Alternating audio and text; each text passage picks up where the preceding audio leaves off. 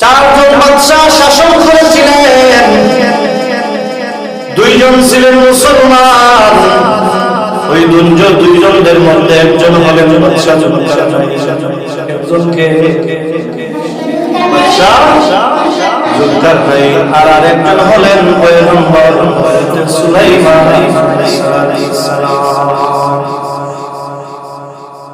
ওই বাদশা জুলকারনাইন মৃত্যুবরণ করার আগে মন্ত্রী সবার মধ্যে ঘোষণা দিলেন, হে দুনিয়ার মানুষেরা, আমি যখন মারা যাব, আমি মারা যাওয়ার পরে তোমার কাছে আমি দুইটা ওসিয়ত করে যাচ্ছি। আমি মারা যাওয়ার সঙ্গে সঙ্গে তোমরা ওই দুইটা ওসিয়ত পালন করবে। কয়টা ওসিয়ত? দুইটা ওসিয়তের মধ্যে এক নম্বর ওসিয়ত হলো, আমি যখন মারা যাব আমার লাশ জানাজার ময়দানের মধ্যে নিয়ে যাওয়া হবে।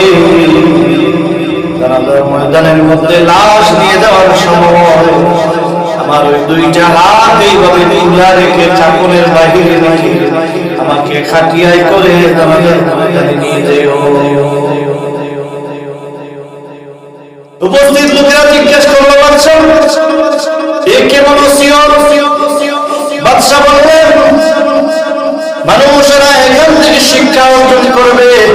সারাটা দুনিয়া শাসন করেছি, সারাটা দুনিয়ার বাদশা ছিলাম, কিন্তু মৃত্যুর সময় খালি হাতে অন্ধকার দিয়ে যাচ্ছি।